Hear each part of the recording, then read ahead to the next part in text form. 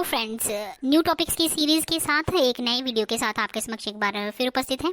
आइए बिना देरी शुरू करते हैं आज का ये वीडियो। चतुर, रिसेंट टाइम्स में लॉ की रेलिवेंसी एक आम इंसान ने बहुत हद तक समझी। फिर वो चाहे आईपीएल के कॉन्ट्रैक्ट हो या फिर अयोध्या का वर्डिक्ट, ट्रिपल तलाक का मुद्दा हो या ट्रांसजेंडर से रिलेटेड इशू, फार्म बिल या लेबर बिल्स।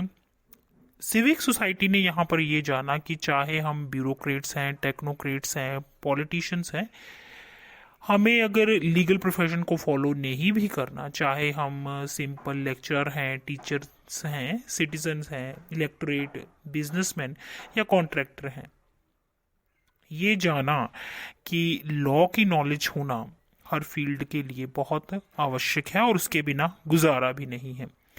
इसलिए टीएलएस से हम इस अमीबा जैसे लॉ को, ऑक्टोपस जैसे लॉ को, जो कि अपना शेप, साइज, डायमेंशन सब कुछ बदलता रहता है, उसको सिंप्लीफाई करके अपने व्यूवर्स को इंफॉर्मेशन से नॉलेज और नॉलेज से विजडम तक ले जाने की ये एक हम्बल कोशिश कर रहा है।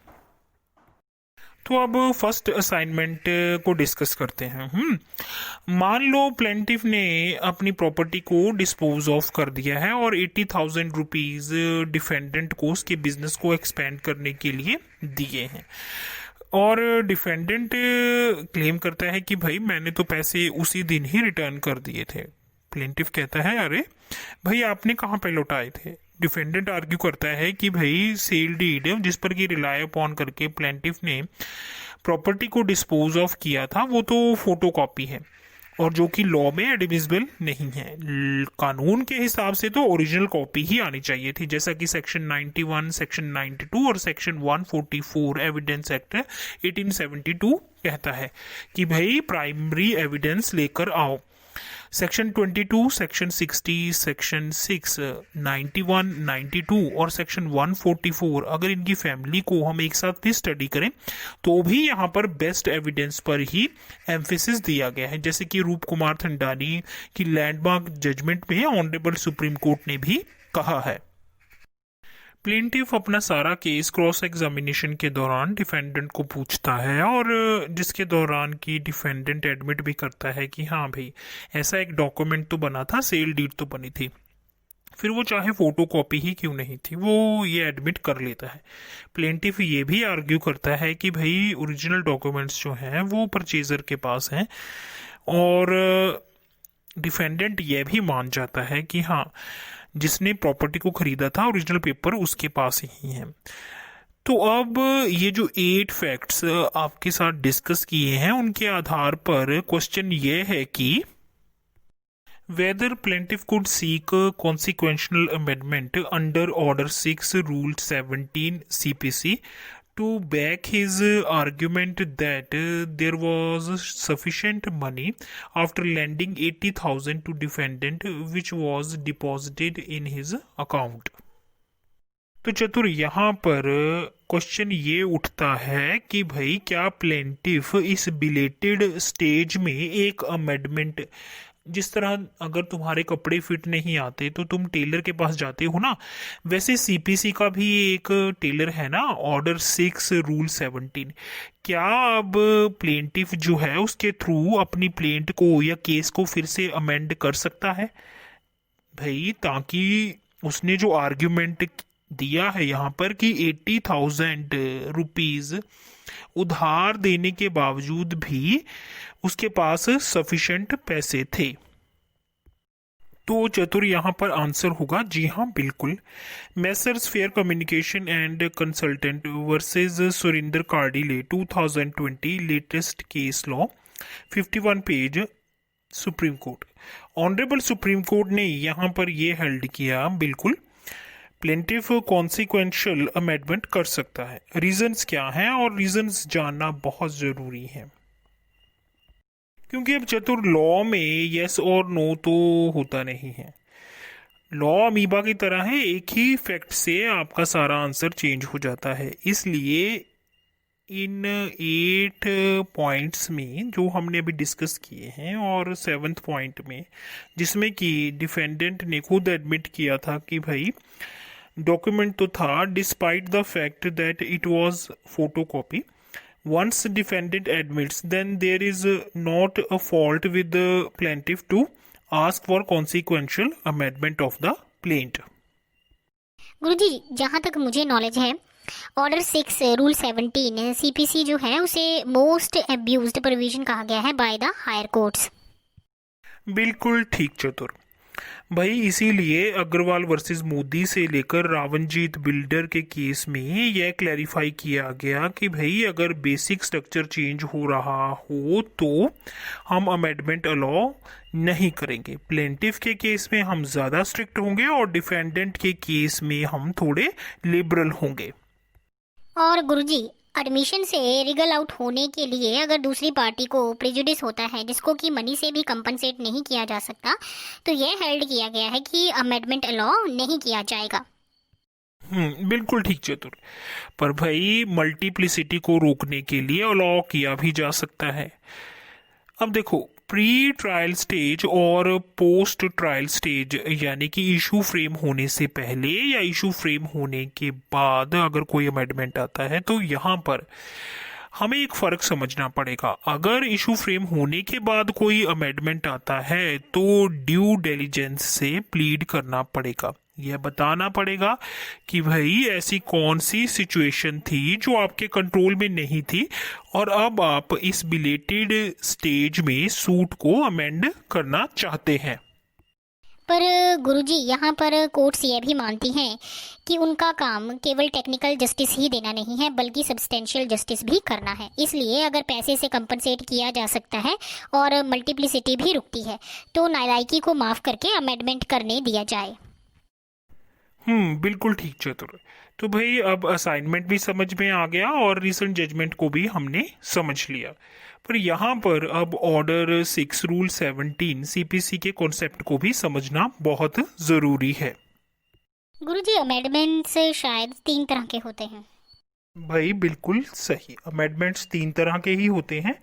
एक ऑर्डर 1 रूल 10 में, एक ऑर्डर 6 रूल 16 में और एक ऑर्डर 6 रूल 17 में, और इनको 151 के साथ पढ़ा जाता है। अब देखो, यहाँ पर समझने योग्य बात यह है कि अगर बाय कंपल्शन ही अमेंडमेंट करना पड़ जाए और इंजंक्शन के दावे पर कैरेक्टर की बात डिस्कस हो रही हो जिसका कि कोई रेलिवेंस ही नहीं है, तो जज साहब यहाँ पर ऑर्डर 6 रूल 16 के अधीन वकील के इजाज़त के बिना ही उसे स्टक डाउन कर सकते हैं।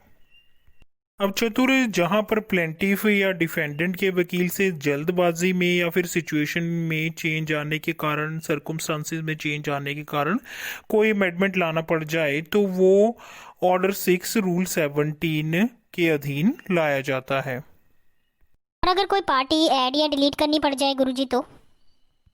अरे भाई चतुर, अगर कोई पार्टी ऐड या डिलीट करनी पड़ जाए तो ऑर्डर 1 रूल 10 में। गुरुजी, यहाँ पर जो 617 में स्ट्रिक्टली फॉल नहीं करता, तो क्या वहाँ पर इनहेरेंट पावर ऑर्डर 1 रूल 17 की यूज़ की जा सकती है? भाई बिल्कुल नहीं, लेकिन 94C और 151 में जो इनहेरेंट पावर्स है ना, जो एब्यूज़ के लिए या एक्सपीडिशियस जस्टिस के लिए प्रोवाइड की गई हैं, उनको हम किसी नेक्स्ट वीडियो में डिस्कस करेंगे। पर फिलहाल हम यहाँ पर ऑर्डर 6 रूल 17 की कुछ इम्पॉर्टेंट जजमेंट्स जो 2002 में चेंजेस लाए गए प्रोवाइजो में और ड्यू डिलिजेंस वर्ड यूज़ किया गया उसको डिस्कस करेंगे। 2002 की अमेंडमेंट को Salem advocate bar association Tamil Nadu versus union of India 2005 volume 6 supreme court cases 344 में चैलेंज किया गया और ऑनरेबल सुप्रीम कोर्ट ने यहाँ पर यह कहा कि भाई अमेंडमेंट बिल्कुल ठीक है। नेक्स्ट जो यहाँ पर केस है वो है राजेश कुमार अग्रवाल वर्सेस के मोदी।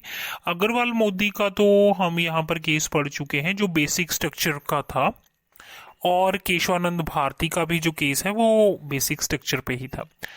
पर Agarwal versus Modi 2006 volume 4 Supreme court cases 385 में ये बात क्लियर की गई कि पहला पार्ट जो है वो डिस्क्रिशनरी है, पर दूसरा पार्ट जो है 617 का वो इम्पेरेटिव है, शैल।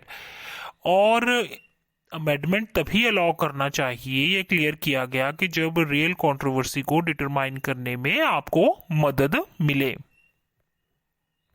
बात करते हैं Vidyabai versus Padmalata 2009 volume 2 supreme court cases 404। तो इस जजमेंट में ये प्रश्न उठा कि भाई प्रोसीडिंग की कमेंसमेंट कब से मानी जाएगी। जिस दिन इशू फ्रेम होता है उस तारीख से ही कमेंसमेंट मानी जाएगी। तो ये हेल्ड किया गया कि भाई नहीं, जिस दिन इशू फ्रेम होता है उसको फर्स्ट हियरिंग कहते हैं। उसके बाद जिस दिन पहली बार एफिडेविट में प्लेंटिफ जो है अपनी गवाही टेंडर करता है उसे कमेंसमेंट ऑफ प्रोसीडिंग कहते हैं, फिर चाहे क्रॉस सेम डे हो या नहीं। बात करते हैं अजीत नरसिम्हा तालेकर 2010 महाराष्ट्र की जजमेंट की। अब इस जजमेंट में विद्याबाई सुप्रीम कोर्ट पर रिलाई किया गया और यह क्लैरिफाई किया गया कि जब इशू फ्रेम करते हैं तो वह फर्स्ट डेट ऑफ हियरिंग होता है। क्योंकि चतुर यहाँ पर इशू फ्रेम होने के बाद भी सूट जो है वो बहुत बार एडजर्न होता है। कई बार जो है कोई पार्टी एडजर्नमेंट के लिए एप्लीकेशन दे देती है और कई बार कोर्ट्स बिजी रहते हैं। तो इसलिए यहाँ पर क्लैरिफाई किया गया कि पार्टी जिस दिन पहली बार एफिडेविट टेंडर करती है पहले अपने विटनेस का एग्जामिनेशन चीफ के एवज में उसको कमेंसमेंट ऑफ द ट्रायल कहा जाता है। और इसके बाद अगर आप 6 सितारा को लेके आना चाहते हैं तो 6 सितारा के प्रोवाइजो जो 2002 में अमेंड हुआ था उसके तहत due diligence plead and prove करना पड़ेगा। प्लीड का मतलब लिखना पड़ेगा एप्लीकेशन में और एस्टेब्लिश करना पड़ेगा कि भाई ऐसे क्या सर्कमस्टांसेस थे जो आपके बस में नहीं थे। जी हाँ, आज के वीडियो में हमने असाइनमेंट बेस्ड क्वेश्चन के साथ और उससे संबंधित कुछ रिसेंट जजमेंट्स के साथ power to amend pleading under order 6 rule 17 of CPC को समझने का प्रयास किया। इसी से संबंधित कुछ और लेटेस्ट जजमेंट्स के साथ आपके समक्ष नेक्स्ट वीडियो में उपस्थित होंगे। तब तक के लिए दीजिए इजाज़त। धन्यवाद।